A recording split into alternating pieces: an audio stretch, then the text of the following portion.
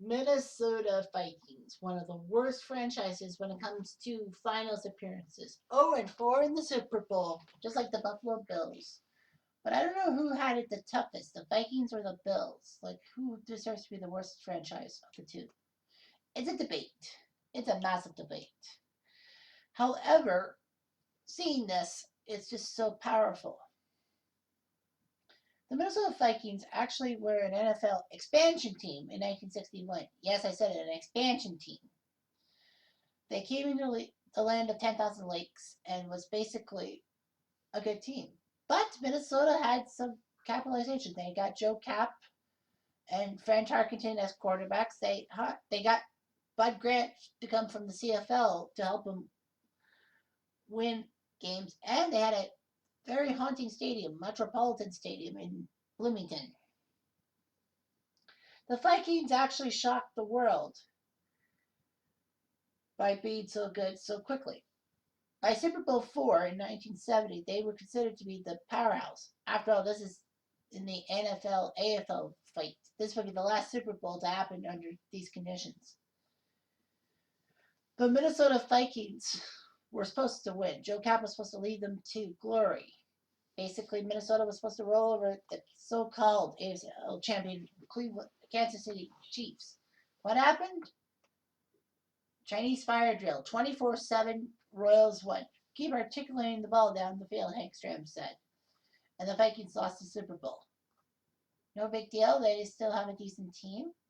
1974, they're in the Super Bowl against the Miami Dolphins, the defending champions. Not a chance. They had little chance. They got 6 points from the Dolphins, but nothing else. That's it. Then the next year, they got better. They had Fran Tarkenton back from a trade for the Giants. They were looking good.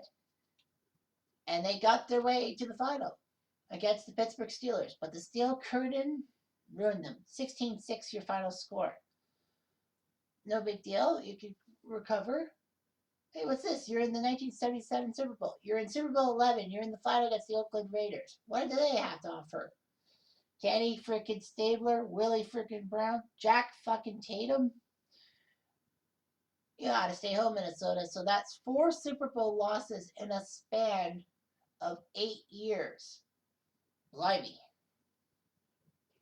Well, the Bills have lost 4 straight Super Bowls in 4 years. The Vikings had 8. Regardless, Minnesota didn't take things seriously. Bud Grant was starting to decay, and so did the team. Even though they kept winning division titles left, right, and center, they just fell at the wrong time. The Rams were no help, knocking out the Vikings several times in the playoffs. The Vikings decided to move indoors to the Metrodome and try to have a better weather environment. But the cold, bitter Arctic air over Minneapolis was why the Vikings were doing so damn good. They just didn't understand it. In their new artificial stadium, if you will, they were nothing. However, the Vikings actually made a massive move in 1987, in the 87-88 season, which was marred by a strike. They actually went to San Francisco, played the 13-2 Niners, and won. Chris Carter and Anthony Carter went off like a bullet. Boom. Wade Wilson was doing fine. And then they were in the NFC title game against the G-Men, against the Redskins. They were fourth and goal at like the 3-yard line. All they had to do was punch it in, maybe go to overtime, and maybe shock Washington to get to the Super Bowl against the Denver Broncos. Wrongo. A incomplete pass on 4th down, game set match. Redskins. Vikings tried to be more creative a few years later by getting Herschel Walker in a big trade with the Cowboys, sending 5 players and some draft picks to Dallas for the franchise for Dallas. It didn't help. Minnesota basically shit the bed, and Herschel Walker was not the same running back. It didn't. It didn't help that he had a lot of tread in the USFL before being in the NFL. So anyway, Herschel Walker was an Olympian in bobsled. So anyway, Minnesota paid for that. Many draft picks were gone, and the Cowboys took advantage of it, drafting players like Darren Woodson and Emmitt Smith with them. I kid you not. So the Vikings look good. Unfortunately, they just couldn't win in playoff time. They had a few terrible chances. They did have a golden game in 1997 playoffs when they went to Giants Stadium to play the Giants in a wild card game and actually shocked them by scoring 10 points in the final 90 seconds. But they lost the next week. And then 99, everything 98-99, everything clicked. But more on that later. 2003, they start 6-0. This team looks good. Only one 6-0 team had missed the playoffs. That was the 1978 Washington Redskins. We will talk about them when it comes Washington's turn to talk about things. But anyway, they were 6-0. Unfortunately, the coaches, pressers, and practices tore a hole through the Vikings. Basically, Mike Tice was running his team through lots of drills and lots of problems. The Vikings suffered, but they were 8-7. They still had a golden chance to win the NFC Central.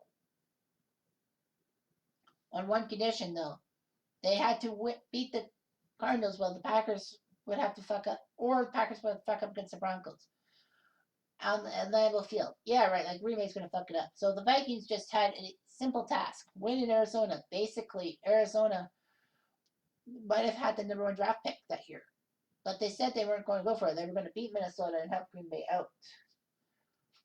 And help they did. 17-6 Vikings with like 2+ minutes left. Cardinals scored a touchdown. Okay. They missed a 2-point conference, 17-12. All the Vikings have to do is recover the onside kick. They win. They're the division champs and put Green Bay out of the playoffs. What the fuck, man? You blew it. How the fuck did you blow it? They blew it. 4th and 25. Nate Poole. What a catch. Nate Poole was given the key to the city of Green Bay for his contributions.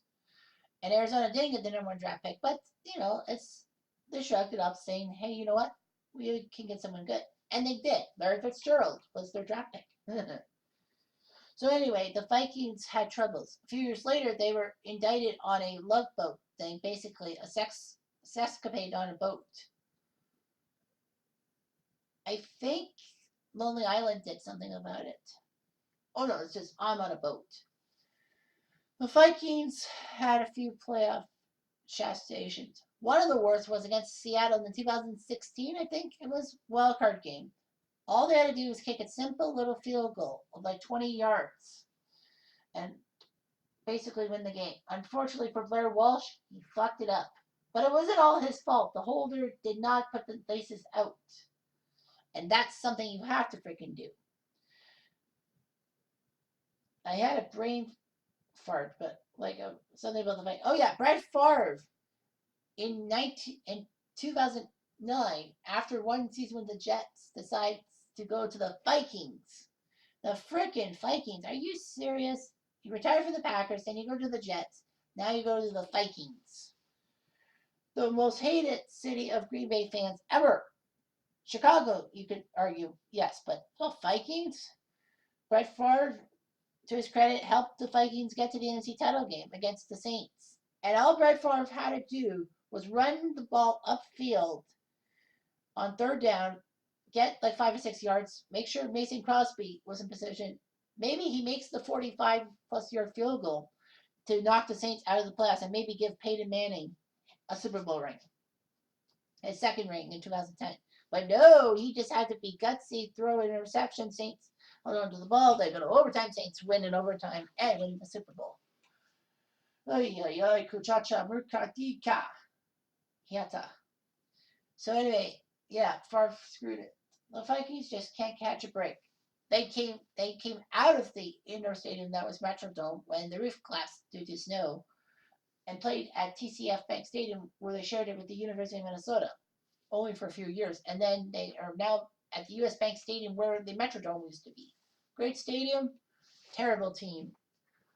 They shall rot. Yes, we know the Minneapolis Miracle about them beating the Saints on a last-second touchdown pass. I was so sure. I was jumping up and down for the Saints winning that game. Boy, did I ever learn. Unfortunately, the Vikings would fall to the Philadelphia Eagles. And the Eagles won the 2018 Super Bowl. So, anyway, let's talk about the 98-99 Minnesota Vikings and how freaking dominant they were. Yes, they went 15-1. They lost a meaningless game to the Tampa Bay Buccaneers in the middle season, but they put up more than 500 freaking points.